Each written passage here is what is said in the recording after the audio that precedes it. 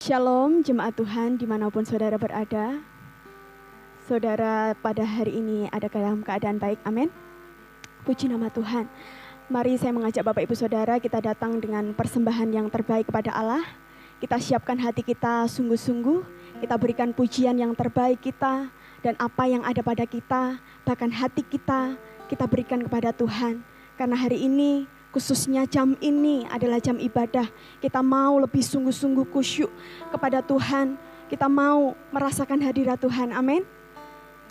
Mari sebelum kita masuk di dalam ibadah, kita satukan hati di dalam doa. Terima kasih Bapa. Terima kasih Tuhan Yesus Kristus. Tuhan yang kami agungkan dan kami tinggikan senantiasa. Engkau yang di atas segala-galanya dalam hidup kami.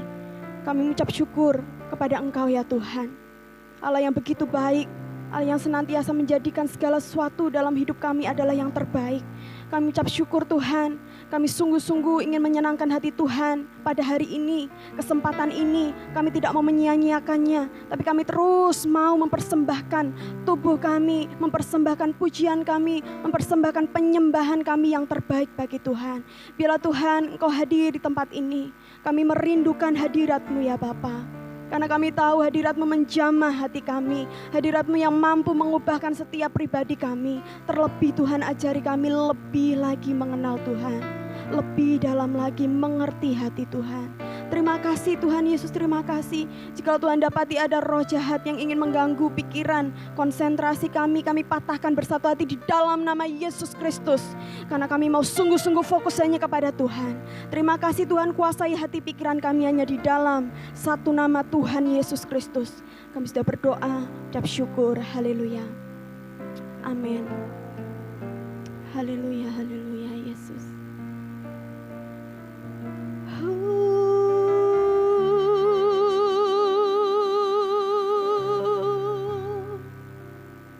Allah yang kudus, Allah yang kudus, Kau hadir di sini, kami percaya.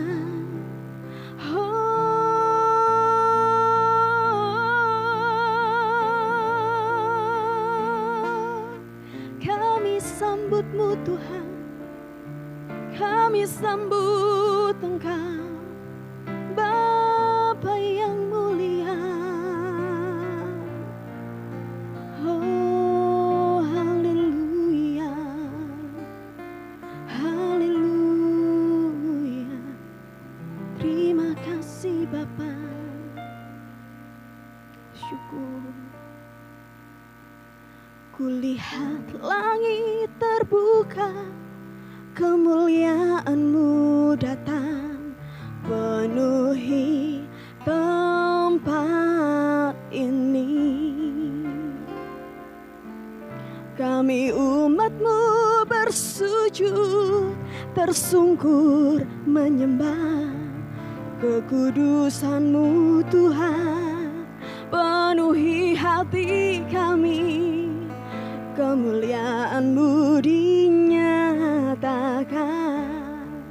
Kulihat langit, kulihat langit terbuka, kemuliaan-Mu datang, penuhi tempat ini. Kami umat-Mu bersujud, tersungkur menyembah kekudusan-Mu Tuhan. Penuhi hati kami, kemuliaan-Mu dinyatakan. Nyanyi kudus, kuduslah Tuhan Allah Maha Kuasa. Nyanyi kudus, kuduslah Tuhan Allah Maha Kuasa. Nyanyi kudus, nyanyi kudus, kuduslah Tuhan Allah Maha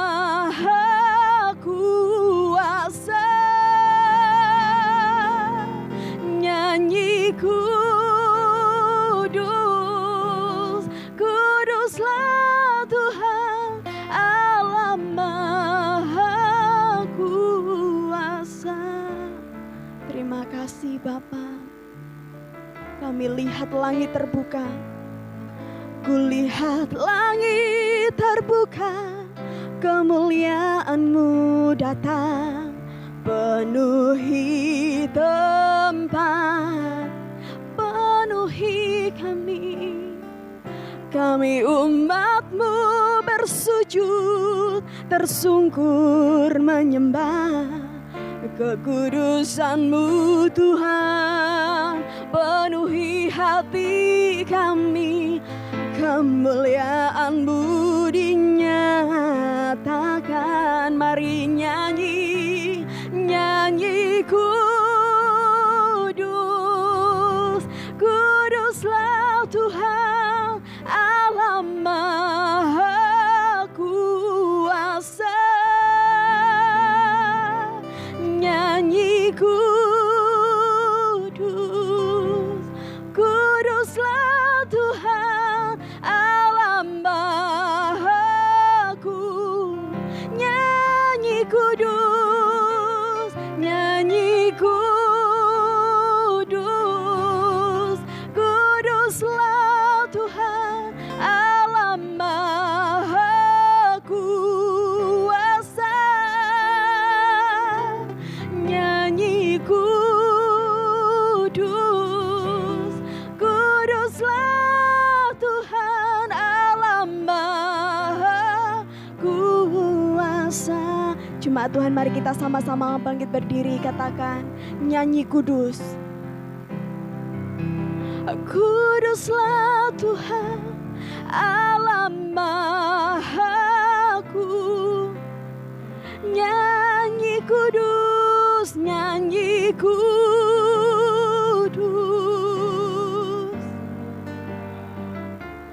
Allah Maha Kuasa. Nyanyi kudus, nyanyi kudus,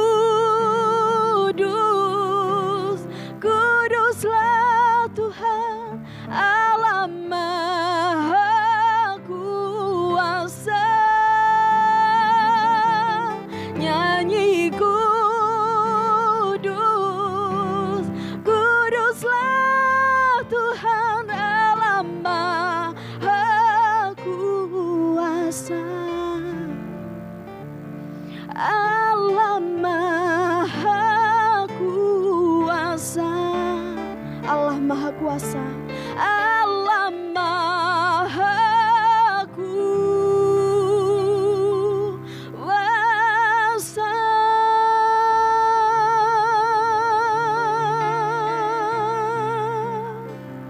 Oh Yesus, Yesus, Allah yang Maha Kuasa, Allah yang Maha Besar, Allah yang Maha Kudus. Kami tinggikan Kau Tuhan, kami angkat suara dan sembah. Haleluya, haleluya. Kau yang layak terima sembah. Kudus, kudus, kudus, kudus. Haleluya, haleluya. Segenap hati kami, segenap kerinduan kami sembah nama-Mu Tuhan, nama di atas segala nama, Yesus. Haleluya. Kiara labaso, kiara la la la la la la la la la la la la la. Kiara labaso, Jesus. Kami percaya Kau hadir, kami sembah Kau Tuhan, kami angkat tangan kami muliakan Engkau, kami muliakan, kami sanjung, kami sembah, kami katakan haleluya.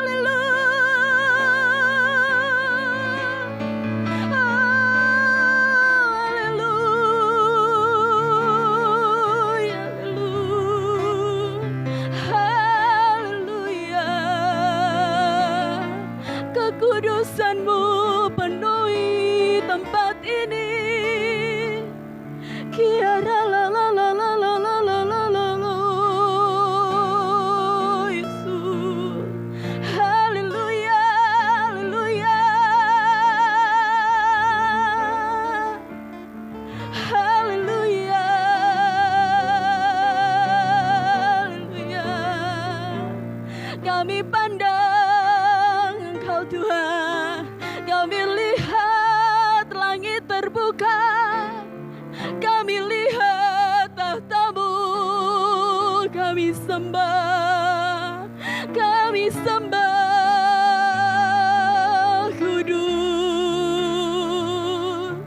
Kudus, kudus, kudus, kiara la la la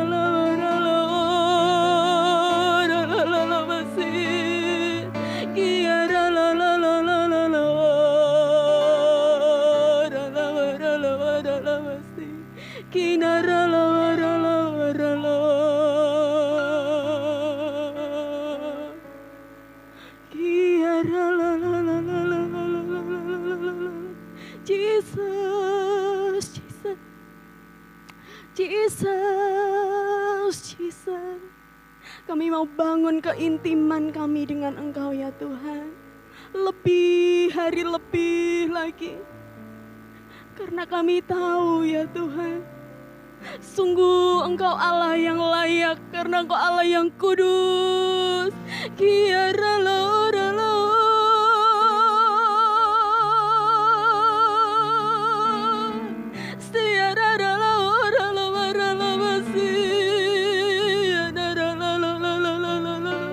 Kami tinggikan Kau lebih dari segalanya, Yesus. Haleluya, haleluya.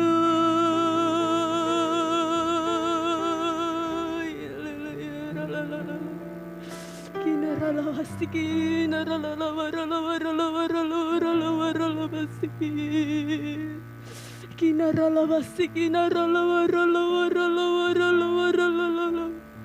kekuatan yang baru Kau curahkan buat setiap kami ya Tuhan.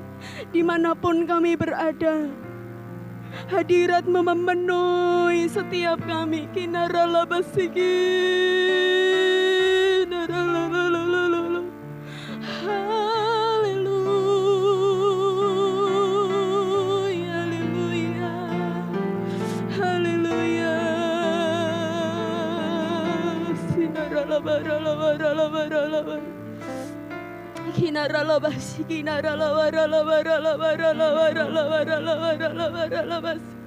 sampai saudara merasakan hadirat Tuhan.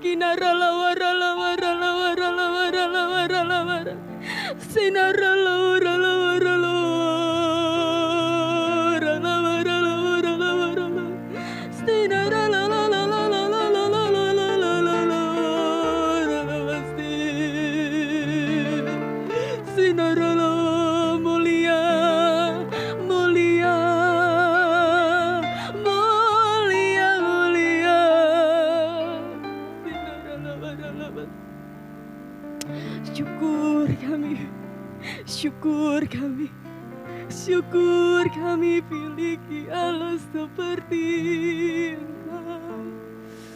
Haleluya.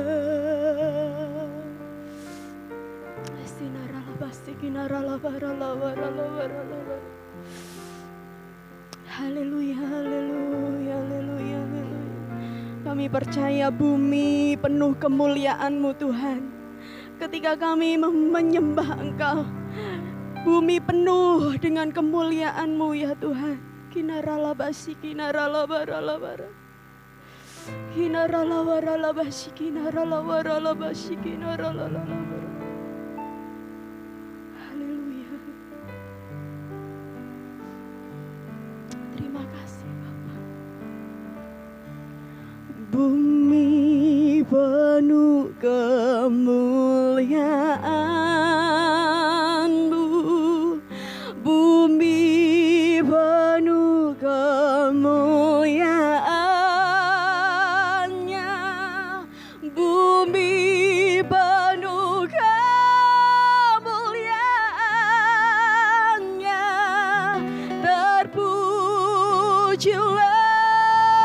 Tuhan. Lebih lagi saudara katakan, bumi penuh kemuliaan-Nya, bumi penuh kemuliaan.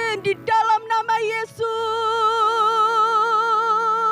di dalam nama Yesus, nama yang perkasa, nama yang ajaib, nama di atas segala nama, nama yang berkuasa. Kemuliaan-Mu penuhi bumi. Haleluya.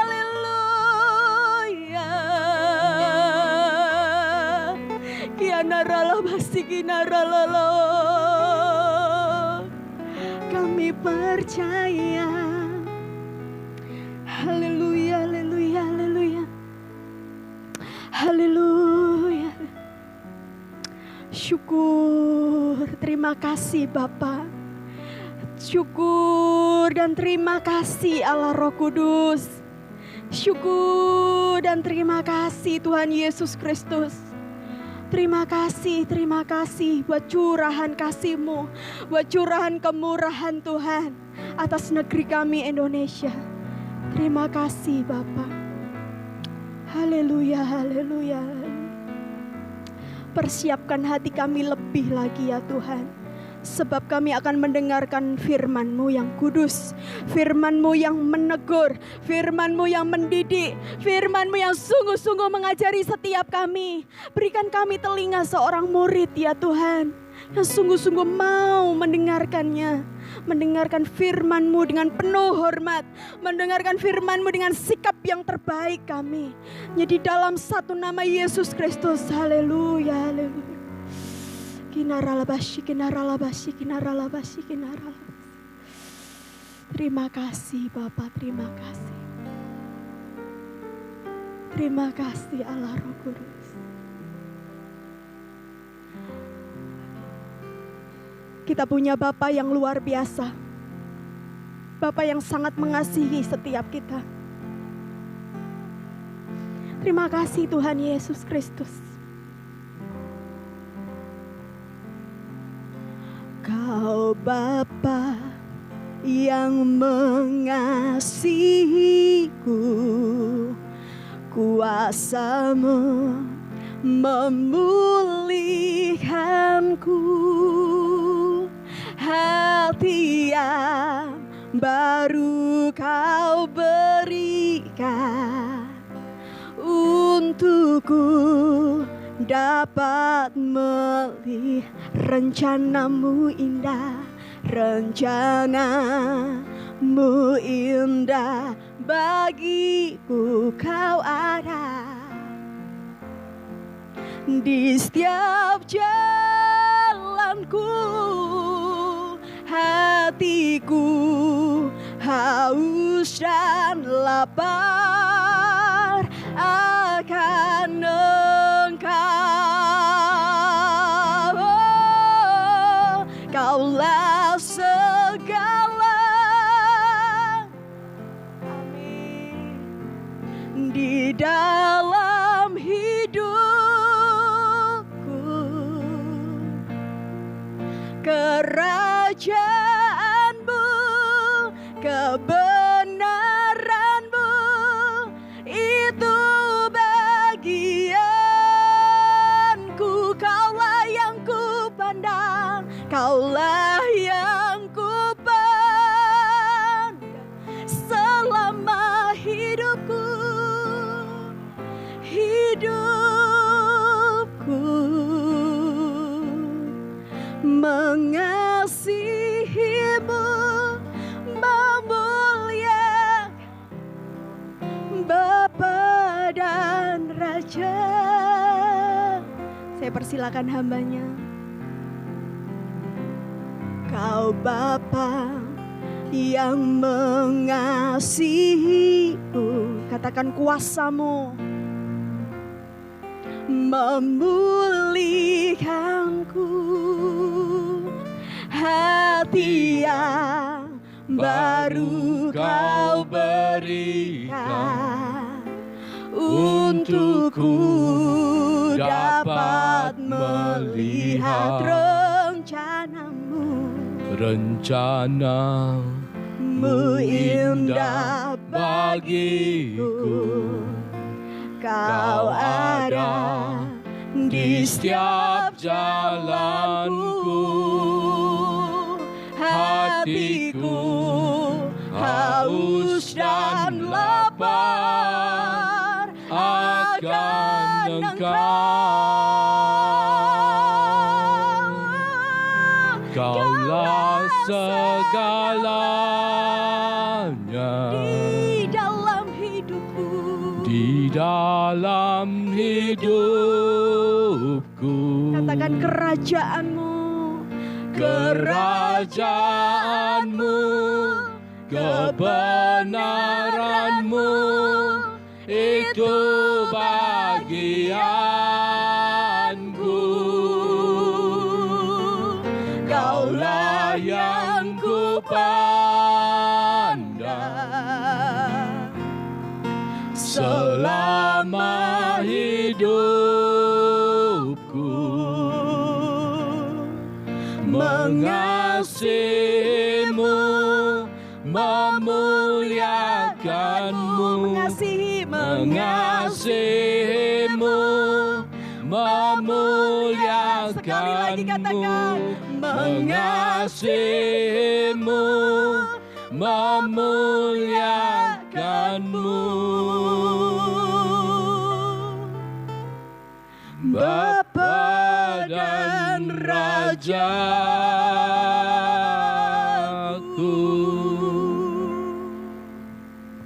Haleluya. Mengucap syukur Tuhan untuk siang hari ini. Kami boleh memuji, memuliakan nama-Mu, kami boleh menyembah-Mu. Kami boleh duduk diam seperti Maria di bawah kaki-Mu Tuhan. Biarlah firman-Mu menguasai roh, jiwa, dan tubuh kami Tuhan. Beberapa saat ke depan kami membutuhkan impartasi daripada firman-Mu, kehadiran-Mu sendiri dalam hidup kami. Berkati, urapi setiap daripada kami Tuhan. Terima kasih Tuhan. Di dalam nama Yesus Kristus kami mengucap syukur dan kami berdoa. Haleluya. Amin. Shalom. Puji Tuhan. Haleluya. Hari ini kita akan membahas mengenai discipleship ya. Jadi kalau bahasa Indonesianya pemuritan, tapi sebetulnya discipleship itu lebih ke arah membuat murid-murid itu menjadi pengikut. Bukan cuma sekedar konsep murid seperti pada hari-hari sekarang ya, duduk di kelas mendengarkan gurunya berbicara. Enggak. Tapi discipleship itu lebih ke arah mengikuti. Seperti kita tahu bahwa Tuhan Yesus punya 12 murid. Dan muridnya itu bukan duduk diam di kelas, tapi mengikuti Tuhan Yesus. Nah, kita akan membahas, beberapa tahun lalu saya pernah membahas ini, cuman sudah masuk di YouTube juga, tapi puji Tuhan ternyata rekamannya hilang. Waktu itu gereja di mana saya membagikan ini, akun YouTube-nya disuspend. Karena apa? Karena kena copyright ya. Jadi terus otomatis akunnya hilang semua. Tapi memang ini sesuatu yang sangat penting, jadi saya merasa sangat perlu untuk saya bagikan kembali. Dan saya percayanya akan sangat memberkati kita. Nah, kita sebetulnya pemuritannya Tuhan Yesus itu bukan sekedar pemuritan ya. Cuman kalau kita aplikasikan dalam konteks kehidupan sekarang, itu dari UNESCO. UNESCO itu Badan Pendidikan Dunia ya.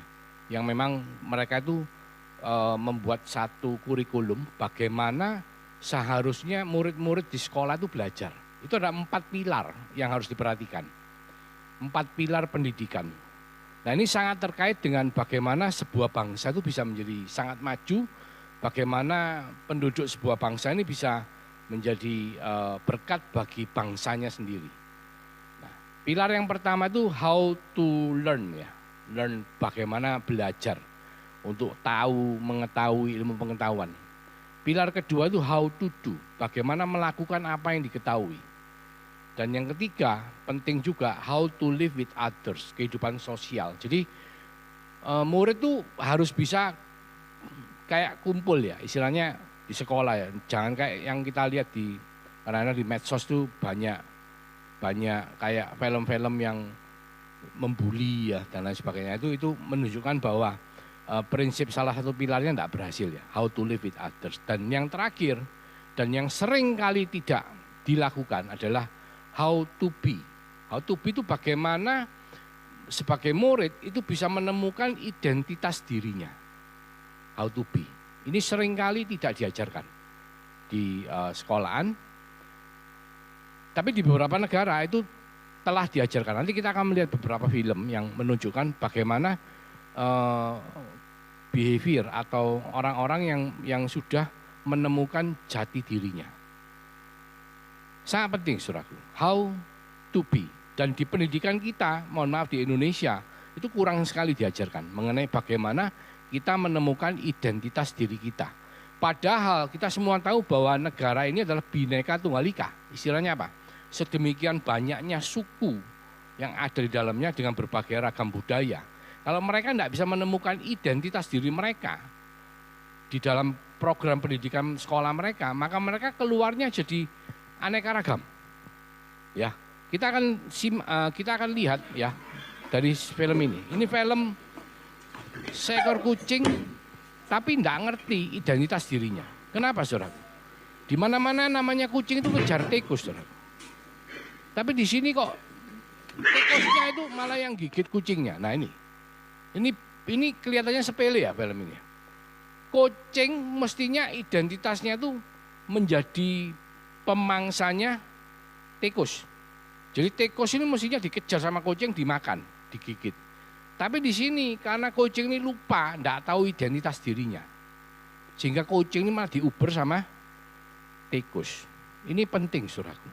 Di dalam kehidupan banyak dari kita, ketika kita tidak menemukan siapakah diri kita, identitas kita, jati diri kita, maka kita akan mengalami banyak confusion, istilahnya kebingungan dalam kehidupan.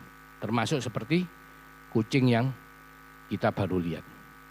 Nah, kita mungkin sebentar juga akan melihat bagaimana ketika seorang anak pada usia yang mungkin cukup relatif muda, tapi dia itu menemukan identitas diri. Karena apa?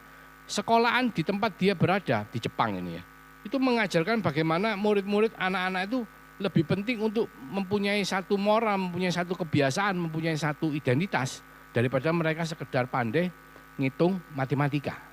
Kita lihat di Jepang. Di Jepang itu lebih penting anak-anak itu disiplin, ya, bermoral dan menghargai satu sama lain. Kenapa COVID-19 di Jepang tidak terlalu banyak ngefek? Karena apa? Orang di sana sudah terbiasa pakai masker. Pakai masker itu bukan supaya tidak menulari, bukan supaya tidak ketularan. Tapi supaya kalau kita sakit, pilek, batuk, kita pakai masker supaya kita tidak nulari orang lain. Nah itu jati diri. Bagaimana komunitas itu dibentuk, dididik dari kecil sampai bisa memiliki satu identitas diri yang jelas. Dan hari ini ketika COVID-19, Jepang sudah buka sekarang. Lockdownnya sudah buka. Tidak mengalami terlalu banyak masalah karena apa? Karena mereka sudah terbiasa pakai masker. Sebelum COVID pun mereka kalau batuk pilek mereka sudah pakai masker. Ya, ini adalah pilar pendidikan mengenai how to be. Nah, sekarang karena ini kita bicara mengenai pemuritannya Tuhan Yesus, maka saya akan mengambil pada bagaimana pemuritan itu terjadi pada suku Yahudi. Kita semua tahu bahwa orang suku Yahudi ini identitas dirinya kuat sekali. Bahkan mereka hari-hari ini mungkin kalau kita bicara di dunia mereka menguasai baik secara teknologi, pengetahuan, penemuan maupun kekayaan perbankan sampai mungkin intelijen sampai bahkan pengobatan. Hari ini dikatakan semua rumah sakit di Israel tidak ada penderita COVID, satu-satunya loh. Di Israel sekarang ini tidak ada. Nah kita mau belajar pendidikannya orang Yahudi itu gimana. Bukan yang hari ini, saya bicara dari zamannya Tuhan Yesus. Ya. Hari ini masih cuma lebih ke arah modern, tapi yang dari zamannya Tuhan Yesus kita lihat. Mereka ada 3 tingkatan pendidikan. Kalau kita SD, SMP, SMA, sama universitas hari ini. Kalau di zaman dulu itu Bet Sefer ya, usia 6 sampai 10 tahun, Bet Talmud usia 10 sampai 14 tahun, sama Bet Midrash usia 14 ke atas sampai dewasa. Ya. Saya akan menjelaskan satu persatu ya. Bet Sefer itu house of book. Pembelajaran buku. Bagaimana seorang anak itu diajar untuk menghafal alfabetnya bahasa Ibrani. Bahasa Ibrani itu ada 22 huruf. 22 huruf. Kalau saya sih nggak ngerti ya, itu ya gambar-gambar, ya belajar waktu itu. Ya, Alef, Bet, Taf, dan lain sebagainya ya. Jadi itu 22 karakter itu harus dihafal. Setiap karakter itu ada artinya, ada notasinya untuk musik.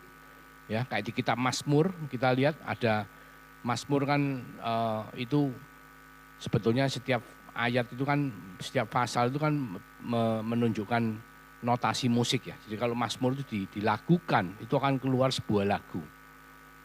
Dan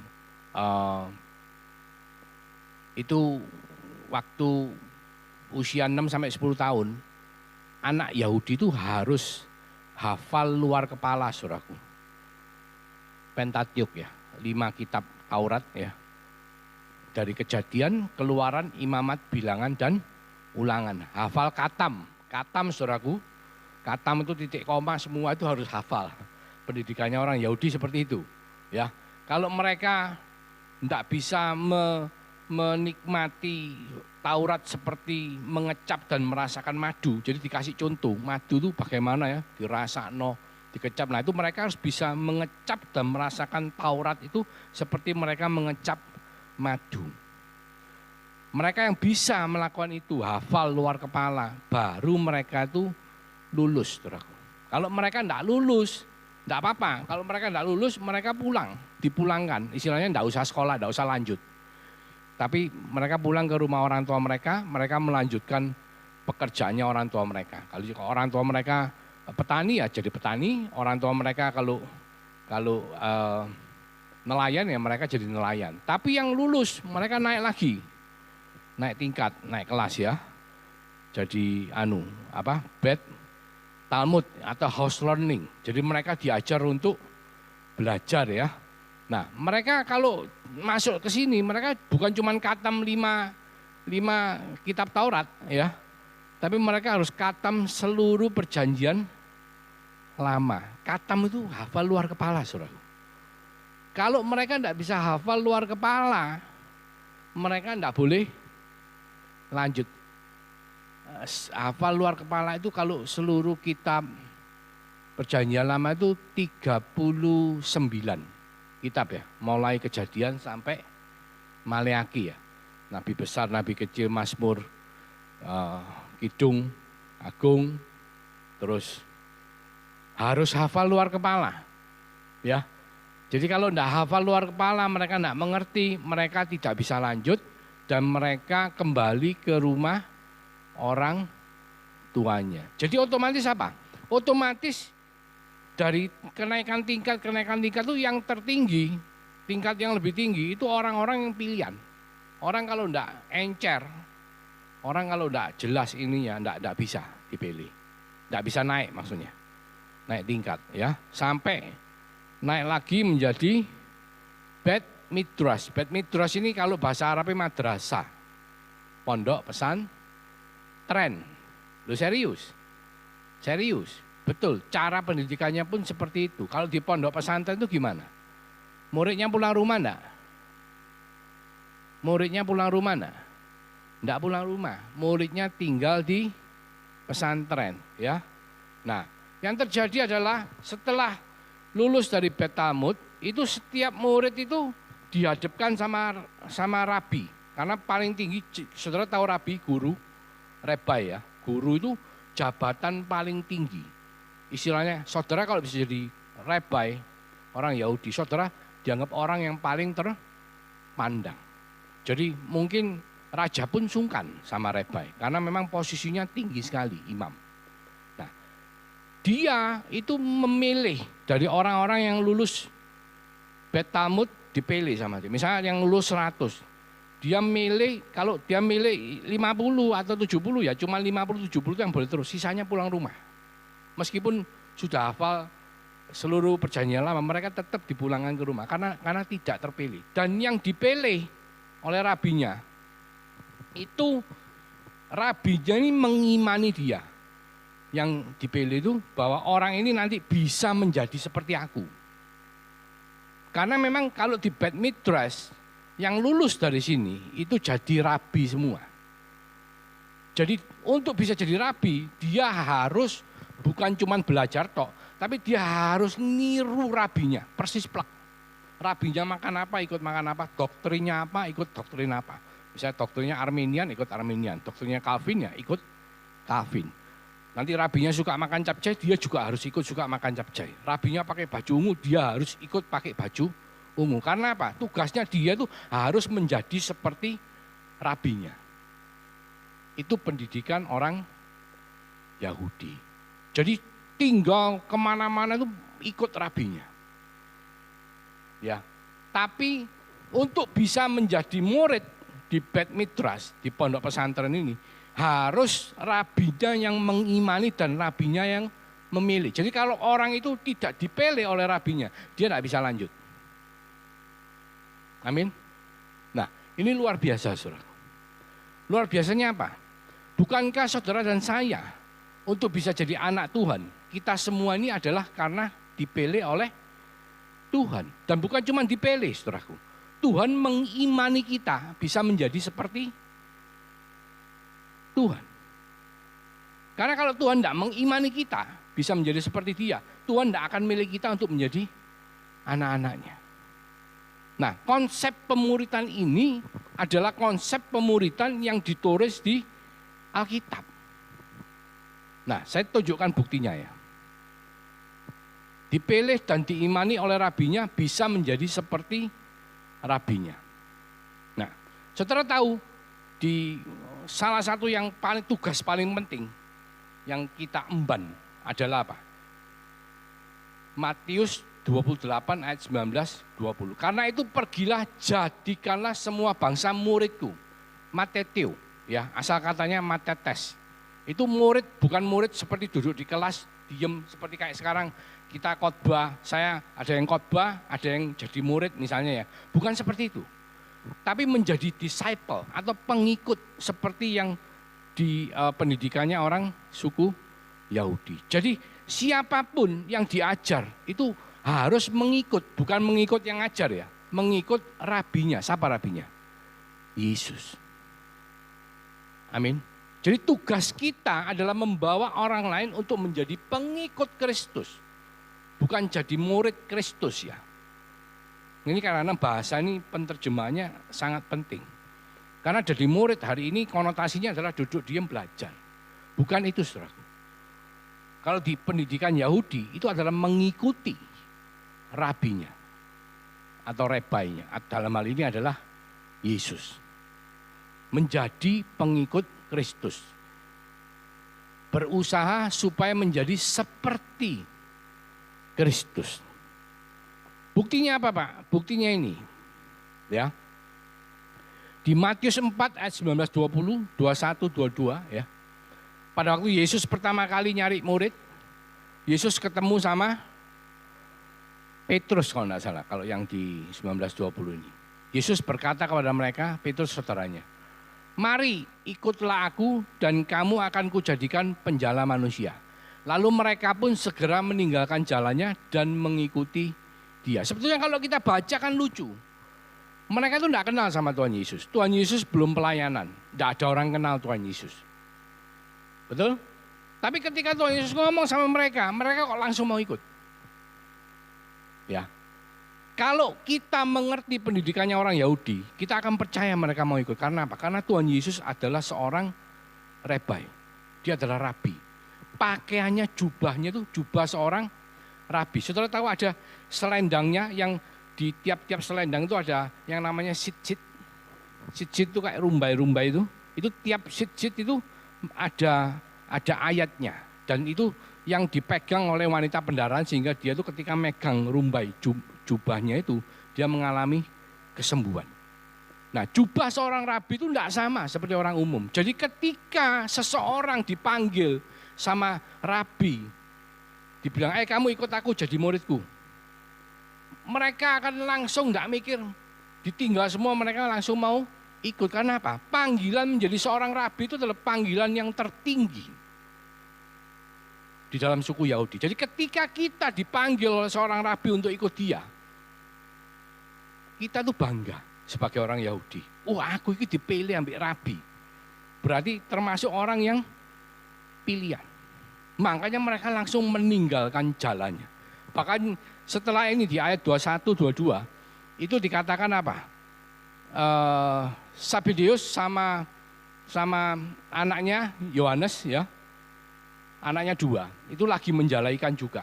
Dipanggil itu langsung mereka ikut Tuhan Yesus juga.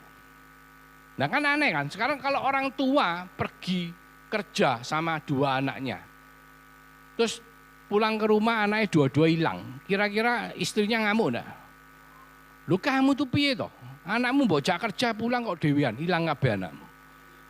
Tapi orang tuanya enggak protes, malah disuruh ikut. Kenapa? Karena apa? Dia sebagai orang tua, dia bangga. Ketika anaknya dia dipanggil rabi untuk ikut jadi muridnya rabi, sebagai orang Yahudi, dia pulang ke rumah, dia cerita sama istrinya, dia cerita sama satu desa, satu kampung. Dia tuh bangga, wah anakku tuh loh, dijadiin muridnya rabi. Berarti anakku tuh pintar. Amin.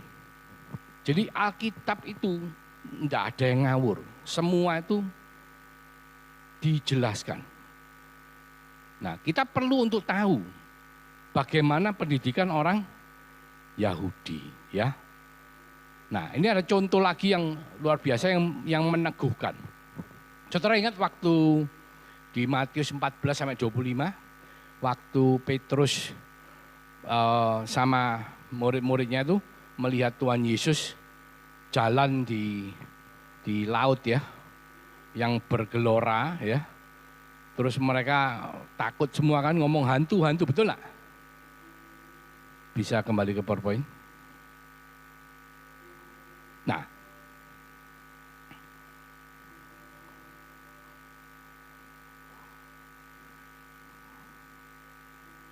PowerPoint-nya. Kira-kira jam 3 malam, ya, datanglah Yesus kepada mereka berjalan di atas air. Ketika murid-muridnya melihat dia berjalan di atas air, mereka terkejut dan berseru, itu hantu. Lalu berteriak-teriak karena takut. Tapi segera Yesus berkata kepada mereka, tenanglah, aku ini, jangan takut. Terus Petrus kan dablek, Petrus ngomong gini, Tuhan, apabila engkau itu, suruhlah aku datang kepadamu berjalan di atas air. Terus apa yang Yesus katakan? Datanglah. Maka Petrus turun dari perahu dan berjalan di atas air untuk mendapatkan Yesus. Saudara tahu kenapa Petrus bisa berjalan di atas air? Banyak dari kita dipanggil sama Tuhan, diimani sama Tuhan, untuk kita bisa menjadi, mengikut Yesus, menjadi seperti Yesus. Tapi banyak dari kita tidak mau seperti Petrus. Nah, Petrus dalam hal ini dia bisa berjalan di atas air. Karena apa? Karena dia pakai imannya Tuhan Yesus. Dia tidak pakai imannya sendiri. Jelas kan? Pendidikan Yahudi ngomong, rabi itu mengimani muridnya untuk bisa masuk sekolah di Bet Midrash menjadi seperti rabinya. Yesus memilih saudara dan saya untuk kita menjadi pengikut Kristus dan kita akan menjadi serupa seperti Kristus dengan iman yang dimiliki oleh Yesus. Bukan iman kita. Kalau kita pakai iman kita, gak cukup, saudaraku. Petrus ngerti konsep itu. Dia pakai imannya Tuhan Yesus. Dia berjalan di atas air. Tapi ketika dirasanya tiupan angin, takutlah dia dan mulai tenggelam lalu berteriak, Tuhan tolonglah aku. Ketika kita mengikut Yesus dan kita mulai pakai pikiran kita sendiri, kita mulai pakai iman kita sendiri, maka kita akan mengalami hal yang seperti Petrus alami. Ketika dunia COVID-19 membuat kita ketakutan, membuat kita bingung, maka iman yang Tuhan berikan, imannya Tuhan Yesus yang membuat kita dipilih oleh Tuhan itu, kita jadi lupa seperti Petrus. Loh, kok kerasane anginnya gede? Loh, kok sulit ya? Kerja enggak bisa. Banyak orang ketularan. Bahkan yang saya cerita beberapa hari yang lalu, jam 11:30 bingung cari ventilator. Seluruh Surabaya penuh ventilator. Selang berapa jam kemudian sudah dipanggil pulang sama Tuhan. Karena apa? Tidak ada ventilator. Itu dunia, saudara. Tapi hari ini kita bicara. Ketika Yesus memilih saudara dan saya untuk mengikut dia, menjadi seperti dia, maka kita harus pakai iman yang Yesus berikan kepada kita. Imannya Tuhan Yesus sendiri yang mengimani bahwa kita semua akan mampu untuk mengiringi Yesus. Menjadi pengikut Kristus, menjadi seperti rebainya. Hanya dengan jalan itu, maka kita akan menjadi seperti Petrus yang sanggup berjalan di atas air. Hari-hari ini saudaraku, tidak ada orang yang tahu kapan ini masalah COVID-19 ini selesai. Tapi hari ini kita tahu, Yesus, imannya Yesus terhadap kita, semua yang dipilih, akan membuat kita melewati semua ini. Dan keluar menjadi orang-orang lebih dari pemenang. Amin. Tanpa iman daripada Tuhan, seperti yang iman yang dipakai Petrus, kita semua akan mengalami masalah. Sama seperti Petrus ketika dia mulai memakai imannya sendiri, maka dia terjatuh di dalam air.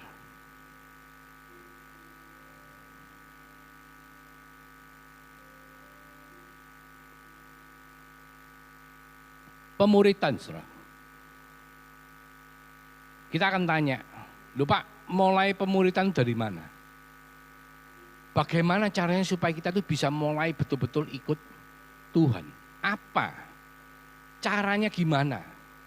Apakah belajar cukup?"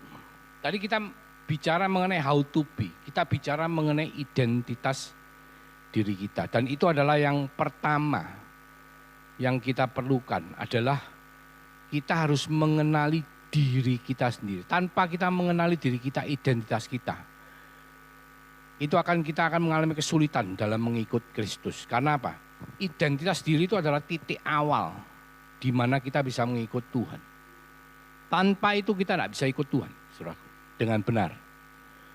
Ya, seperti di Matius 3 ayat 16-17 dikatakan begini, ketika Yesus keluar dari air dan pada waktu itu juga langit terbuka.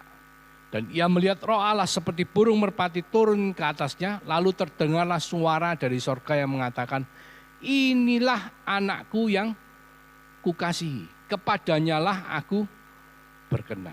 Jadi gambaran dari setiap saudara dan saya yang dipilih oleh Tuhan dan kita mengalami baptisan dan kelahiran di dalam Roh, itu adalah titik awal di mana identitas diri kita membuat kita bisa mengikut Yesus, make iman yang diberikan oleh Tuhan Yesus.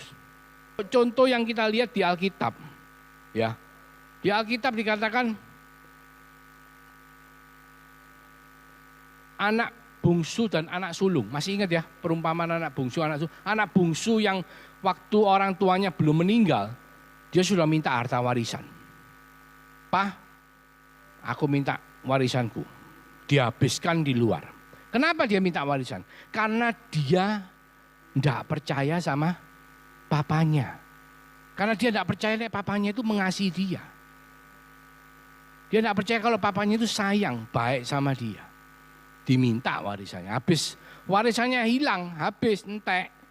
Dia finish, dia kerja di kandang babi, makan pun sulit. Sampai dia ingat, dia ngomong gini, wah enak ya, aku pulang aja ke tempat papaku, aku tak minta papaku jadi pegawai. Dia masih tidak percaya kalau bapaknya itu mengasihi dia. Padahal bapaknya lu ngenteni, menunggu kapan anak bungsuku ini balik. Tapi anak bungsu mikir, aku tak jadi pegawai saja. Karena dia identitas dirinya dia itu tidak jelas di dalam Tuhan. Anak sulung pun sama. Anak sulung ketika melihat anak bungsu pulang dan dipestakan oleh papanya. Anak sulung ini jadi ngamuk. Loh, Pak, saya ini sudah kerja ikut papa. Sudah belani setengah mati kok enggak pernah dikasih apa-apa. Kok anak bungsu yang ngabisin duitnya papa ini pulang kok dipestakno. Ngamuk dia. Dia enggak ngerti kalau bapaknya itu ngomong, loh punyaku kabeh ini lah punyamu. Punya saya semua ini punya kamu juga. Dia enggak tahu itu. Karena apa? Dia enggak ngerti identitas dirinya bahwa dia itu dikasihi sama bapaknya. Dia dicintai sama bapaknya. Banyak dari kita mengikut Yesus, mengalami banyak hal dalam kehidupan kita. Sehingga membuat apa? Kita lupa, kita enggak ingat bahwa kita ini dikasihi sama Tuhan. Kalau kita enggak dikasihi, Tuhan enggak akan mau mati di atas kayu salib untuk saudara dan saya. Penting sekali jati diri kita. Siapakah kita untuk memulai perjalanan kita mengikut Tuhan Yesus. Satu contoh yang luar biasa adalah Ishak. Kenapa saya ingin mengulang mengenai ceritanya Ishak?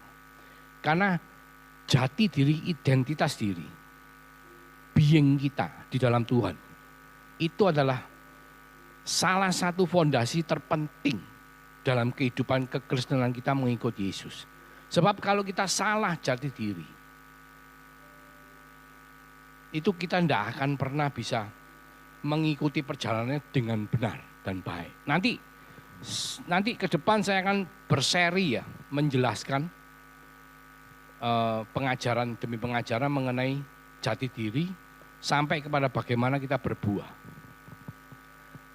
Kenapa Ishak adalah contoh yang paling baik? Karena Ishak percaya bapaknya itu baik dan bapaknya itu mengasihi dia.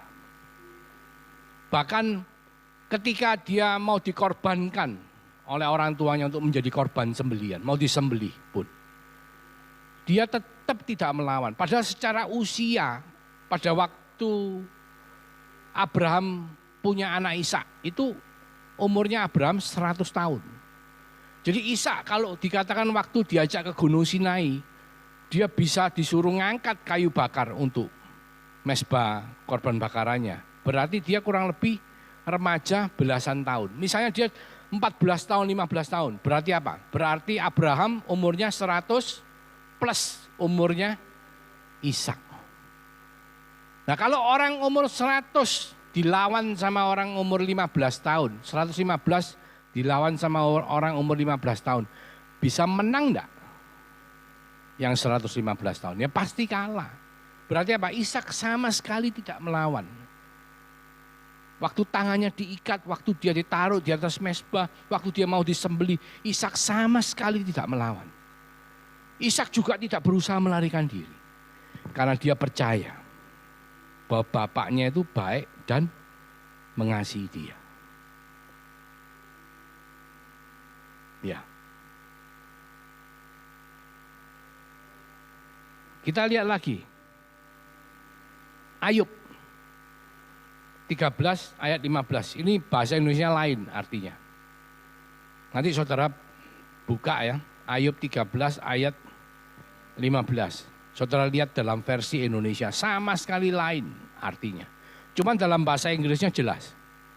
Bahasa Inggrisnya ngomong, though he slay me, meskipun dia membunuh aku, yet will I trust him. Tapi aku tetap percaya sama Tuhan, kata Ayub. Meskipun aku disembelih oleh Tuhan, dibunuh oleh Tuhan, aku tetap percaya sama Tuhan, kata Ayub. Itu adalah gambaran dari seorang anak yang begitu percaya bahwa bapaknya itu mengasihi dia, bapaknya itu baik sama dia. Nah, ini adalah starting point, being, jati diri yang perlu untuk saudara dan saya miliki untuk mengikut Tuhan Yesus dengan benar. Sama seperti Sadrak, Mesak, Abednego. Meskipun Tuhanku tidak bisa melepaskan aku, tapi aku tidak akan nyembah Tuhanmu. Sikap hati seperti itu, identitas diri seperti itu yang Tuhan mau kita semua, saudara dan saya punya. Memulai perjalanan kita untuk mengikut Yesus.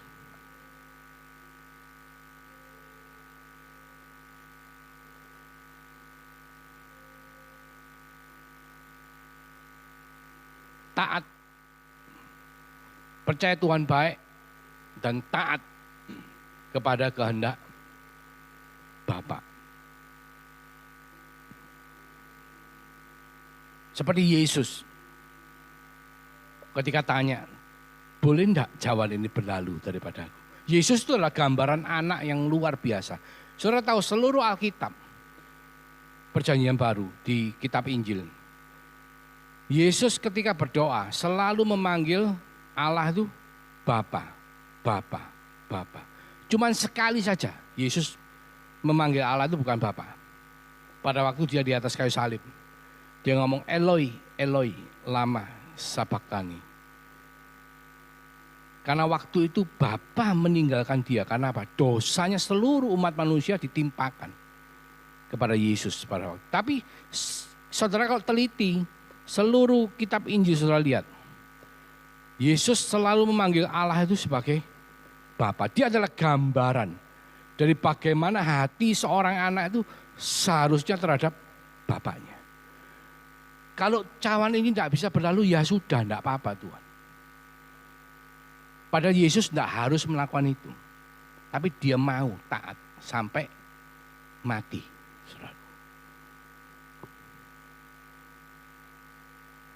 Itu adalah gambaran, tanda dari hati anak.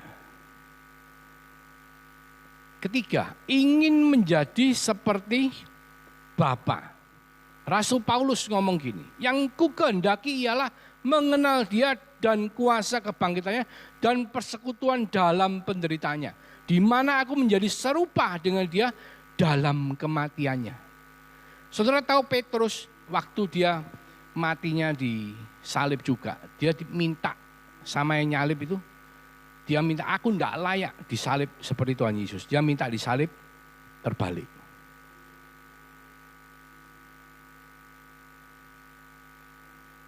Itu adalah gambaran dari murid-murid Tuhan yang ingin menjadi serupa seperti gurunya.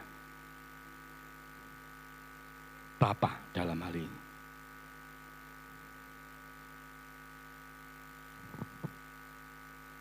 Supaya aku akhirnya beroleh kebangkitan dari antara orang mati, kata Rasul Paulus. Pertama percaya, bapaknya baik. Bapaknya mengasihi dia. Kedua, taat kepada bapaknya. Ketiga,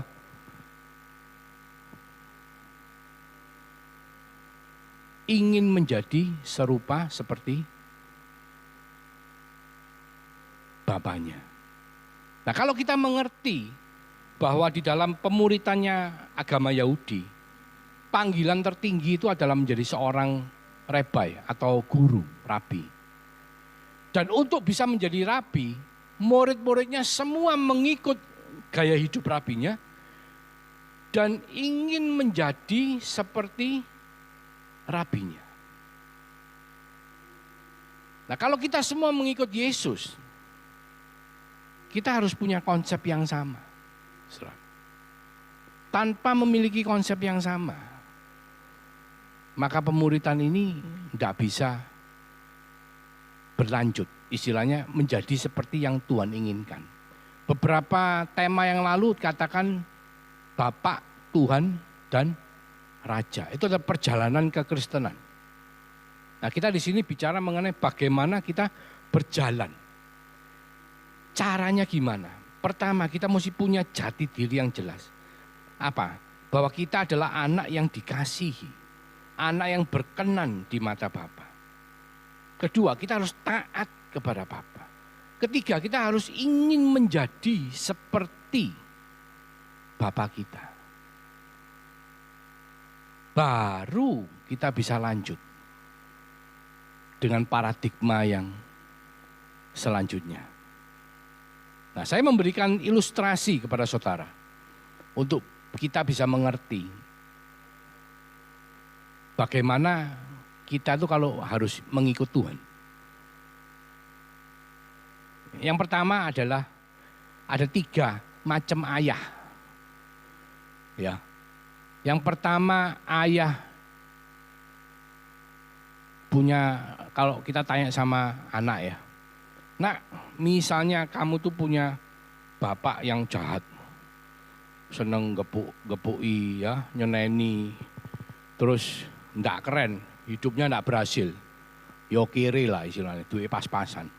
Tapi ngamuk tok di sini, ketok ngamuk, nyeneni, ngeplak, ya toh, bentak-bentak. Kira-kira anak itu kalau ditanyai, kamu nanti kalau lulus sekolah, kamu mau melakukan apa? Waduh, aku nang cepet nang iso lulus, tak tinggal orang tuaku. Kalau kita tanya sama dia, kamu kepingin enggak jadi seperti bapakmu? Kira-kira jawabannya apa? Ya enggak, Pak, tak tinggal, aku enggak mau urusan sama orang seperti itu. Bapaknya sudah jahat, enggak keren, yo welek, gak nganteng yo, terus gak iso ndolek duit. Ya, itu bapak yang pertama. Tolong PowerPoint-nya. Bapak yang kedua adalah bapaknya keren, gini. Bapaknya sayang sama anaknya, baik hati. Ya. Tapi enggak pinter cari duit. Iya loh, enak tiap malam di waktu kecil diceritai, kalau sekolah diantar sekolah. Tapi enggak pintar nyari duit. Jadi hidupnya melarat, ya. Hidupnya kekurangan. Kira-kira kalau punya bapak seperti itu, anaknya ditanyai, kamu nanti kalau sudah besar mau jadi apa, nak? Anaknya ngomong gini, aku kepingin sekolah yang pinter, nanti aku kerja cari kerjaan, kalau aku berhasil nanti papaku tak ajak bareng aku, tak kasih harta yang banyak. Betul nggak? Logikanya kan seperti itu. Nah, kita lihat pilihan bapak yang ketiga. Bapak yang ketiga nih bapaknya keren, ganteng, yo, cinta sama anak, istri, ya, nggak selingkuh, sukses, terus sayang sama anak-anaknya. Terus pokoknya ya gambarannya bapak yang ideal gitu. Itu kira-kira kalau punya anak perempuan, ditanyain, nak kamu nanti kalau besar mau gimana, nak? Pasti anak perempuan itu ngomong gini, aku nanti kalau besar, pap, aku mau cari suami kayak papi. Amin? Amin? Demikian pula anak lakinya. Nanti kalau besar aku kepingin jadi seperti papi, seperti bapaknya. Amin. Kita semua, saudara dan saya, adalah anak-anak Tuhan. Kalau Tuhan dengan imannya sudah memilih saudara dan saya, supaya kita bisa menjadi seperti Tuhan, maka wajib untuk kita punya identitas diri yang jelas. Dan kita memulai dengan percaya bahwa Bapak kita adalah Bapak yang paling keren di dunia. Amin. Siapa yang bisa memerintahkan angin ribut berhenti bertiup? Siapa namanya? Siapa yang bisa memerintahkan orang lumpuh dan orang lumpuh berjalan? Siapa namanya? Bukankah itu orang yang paling keren? Siapa yang menciptakan langit dan bumi dan pemilik seluruh dunia beserta isinya? Yesus. Karena dia adalah Bapak yang paling keren. Bapak yang paling mengasihi kita sampai rela mati di atas kayu salib untuk saudara dan saya, anak-anaknya. Kalau kita dengan iman yang Tuhan berikan, terus kita tidak mau percaya bahwa Dia mengasihi kita tidak mau ingin menjadi seperti Dia, apa tidak keliru kita? Apa tidak keliru kita? Saya akan terakhir ya, memberikan satu film. Ini film baru keluar kemarin atau kemarin dulu, saya lupa. Tapi ini jelas ini, anak ini punya identitas diri yang jelas sekali. Ya, kita sama-sama lihat, pendek filmnya.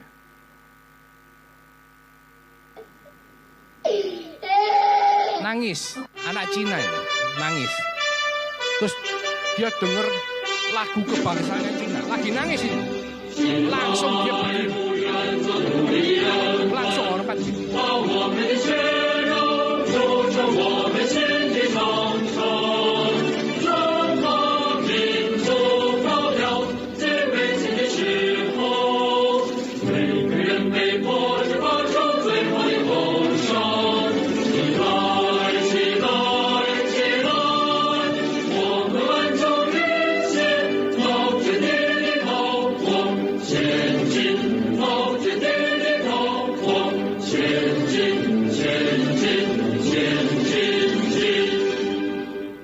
Lagunya habis, saudara.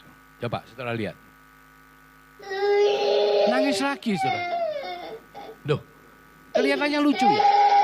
Ini menunjukkan apa? Orang ini jati dirinya itu jelas. Dia itu loh, warga negara Tiongkok.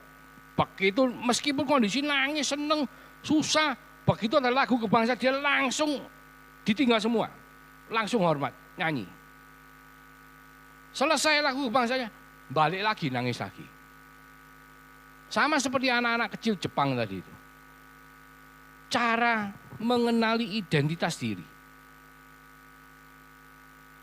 membuat kita nih menjadi tidak sama dengan orang lain. Nah, saudara dan saya dipilih oleh Tuhan dengan iman yang Tuhan miliki untuk memilih kita. Supaya kita sanggup mengikut Dia, menjadi seperti Dia. Kita harus jelas identitas ini. Satu, kita percaya bahwa Tuhan itu baik, Bapak kita itu baik, mengasihi kita. Kedua, kita harus taat. Ketiga, kita harus ingin menjadi serupa seperti Yesus.